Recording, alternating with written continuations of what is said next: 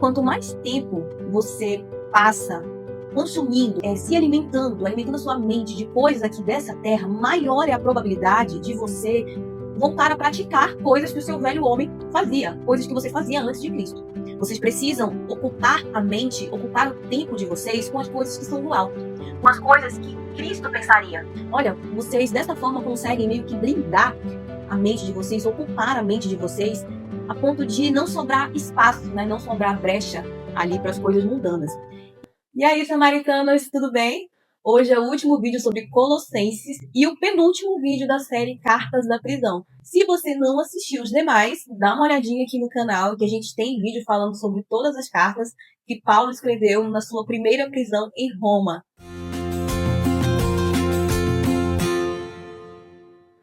Bom, no vídeo passado, a gente viu que Paulo exaltou muito as características de Cristo, né? A supremacia de Cristo. Agora, nesses capítulos finais da carta, a gente vai observar que Paulo dá alguns conselhos, assim como ele vem fazendo nas demais cartas que a gente viu no decorrer aí da série. Bora ler o que diz lá o verso 1, 2 e 3. Portanto, já que vocês ressuscitaram com Cristo, procurem as coisas que são do alto, onde Cristo está assentado à direita de Deus. Mantenham o pensamento nas coisas do alto e não nas coisas terrenas, pois vocês morreram e agora a sua vida está escondida com Cristo em Deus. Quando Paulo diz assim, olha, agora vocês são novas criaturas, né? Agora vocês ressuscitaram com Cristo, então vocês precisam agir como tal. Vocês precisam ocupar a mente, ocupar o tempo de vocês com as coisas que são do alto, com as coisas que Cristo pensaria. É uma grande chave pra gente, viu? Também conte, né? É uma grande chave pra gente, tá? Mas é verdade. Porque, olha, quanto mais tempo você passa consumindo, se alimentando a sua mente de coisas aqui dessa terra, maior é a probabilidade de você voltar a praticar coisas que o seu velho homem fazia, coisas que você fazia antes de Cristo. O ponto principal disso aqui, e que eu acho fantástico, o fato dele incentivar as pessoas, né, daquela época, isso vale pra gente, a pensar, a gastar o seu tempo pensando nas coisas de Cristo, é justamente isso. Olha, vocês dessa forma conseguem meio que blindar a mente de vocês, ocupar a mente de vocês, a ponto de não sobrar espaço, né, não sobrar brecha ali para as coisas mundanas. Isso é algo que a gente precisa, né, e deve aplicar na nossa realidade, porque nós vivemos na era da informação, na era da tecnologia, na era do entretenimento. Então nós temos aqui entretenimento na palma da nossa mão, a hora que a gente quiser, sobre tudo, sobre os mais variados assuntos. Algumas pessoas podem ler esse versículo e até interpretar de forma muito rígida, de forma muito religiosa, equivocada, porque não quer dizer que você vai ser aquele tipo de crente que vai viver 24 horas ali enfurnado na igreja ou enfurnado no seu quarto. Não é uma penitência, sabe? O que Paulo está dizendo aqui é: vocês precisam sim ocupar a mente de vocês com as coisas do alto, mas é ter prazer nisso. Não é, não, nossa, eu preciso ler minha Bíblia aqui, meu Deus do céu, eu preciso ler, e sabe aquela coisa assim, como se fosse uma punição, como se fosse uma obrigação? É bem verdade que em alguns momentos a gente vai ler, a gente vai orar, a gente vai ler, sem ter vontade. Isso acontece comigo muitas vezes, por muitos dias. Tem dias que eu não tenho vontade de ler, tem dias que eu não tenho vontade de orar. E só a misericórdia de Deus sobre a nossa vida, né?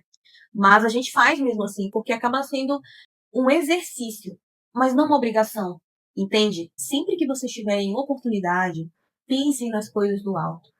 Pensem nas coisas que vão edificar vocês. Pensem nas coisas que vão trazer algum tipo de conhecimento sobre Cristo, sabe? É colocar Cristo em tudo. Acrescente Cristo em tudo no seu dia a dia. É como se você vivesse no mundo, é como se você saísse para viver, né? Acorda cedo de manhã e, vou trabalhar, vou pra faculdade, enfim, vou ver minha vida aí fora, mas sempre com o olhar de Cristo para as coisas, sabe? O que Cristo quer me ensinar através do meu trabalho? O que Cristo quer me ensinar com os relacionamentos que eu tenho aqui no meu trabalho, na minha faculdade, na minha família, na minha igreja?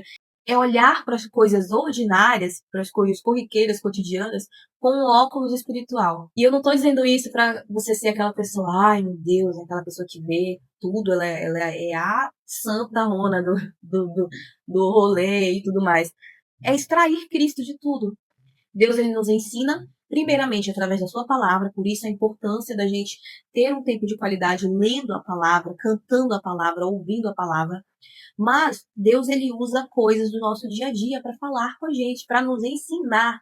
E a gente só vai conseguir captar essa mensagem se a gente realmente estiver bem alimentado, se é que você me entende. Se a sua mente estiver bombardeada de entretenimento vazio, de, sei lá, de coisas que realmente não edificam, e quando eu digo isso, não é que você não pode assistir um filme, Giovana, então quer dizer que eu tenho que, tudo que eu for ver tem que ser falando de Jesus. Não. Eu acabei de falar que Deus usa situações peculiares do nosso dia a dia para falar com a gente.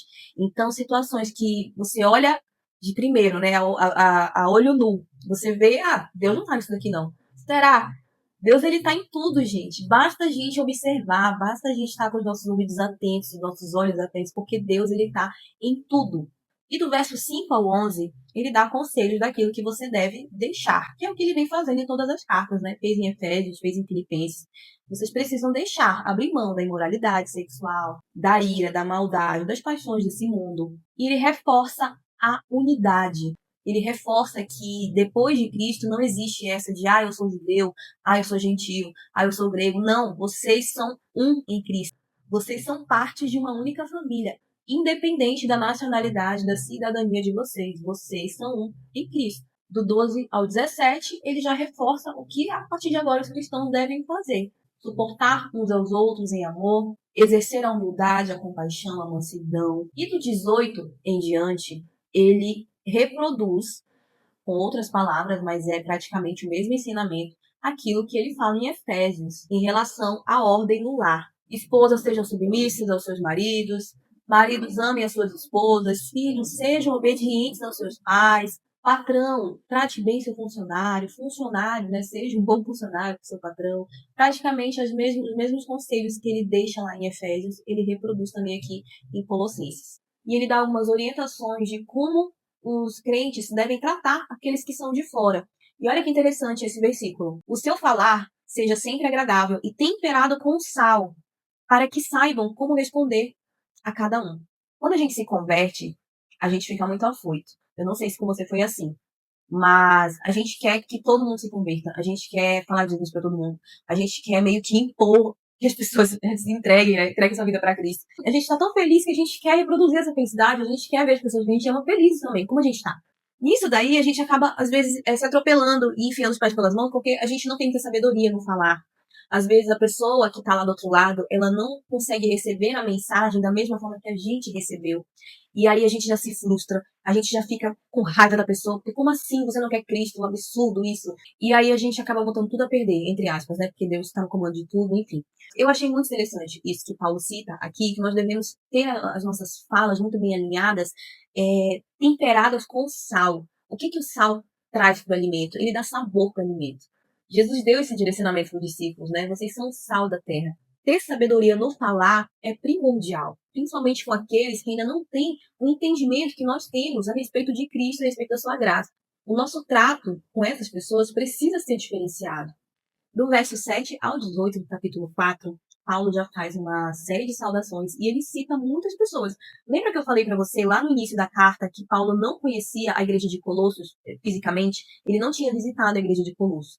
Entretanto, ele conhece muita gente de lá. O primeiro personagem que ele cita, está lá no verso 7, é o Tíquico. E esse personagem foi citado também em Efésios, não sei se você se lembra, mas ele foi responsável por levar a carta aos Efésios, e provavelmente essa aqui também, porque Paulo chama ele de colaborador e mensageiro fiel, e era quem levava a carta aos Colossenses. Tem outro personagem também que é o Onésimo. Paulo fala que ele era um escravo fugitivo de um cara chamado Filemon. A gente vai falar mais sobre ele no outro vídeo.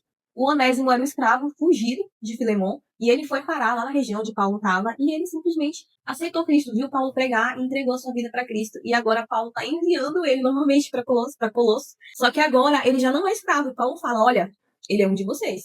Ele cita Marcos no verso 10, e Marcos teve umas tretas aí com Paulo. Eu vou deixar umas referências aqui para você ler depois. Em algum momento, Marcos abandonou a missão, deixou Paulo de lado. Ele era primo de Barnabé. Barnabé foi alguém que ajudou, né, Paulo ali no início da sua caminhada cristã. E Marcos, ele teve um período aí que ele não queria muito saber, a gente não sabe ao certo, né, o que aconteceu, mas enfim, deixa muito claro que ele meio que desistiu de algumas missões. Paulo se reconcilia com ele, eles voltam a fazer missões junto, e Paulo cita Marcos aqui nessa passagem em Colossenses. Foi esse Marcos também que escreveu o Evangelho de Marcos, que está lá no início do Novo Testamento.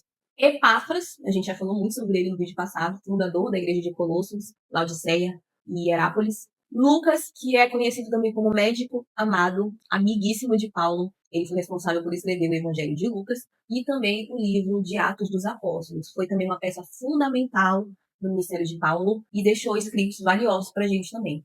Demas, que era companheiro de Paulo, mas lá na frente, esse cara também abandonou a missão. Ele cita uma mulher chamada Ninfa, e essa mulher hospedava uma igreja na sua casa. Olha que interessante, em Laodiceia.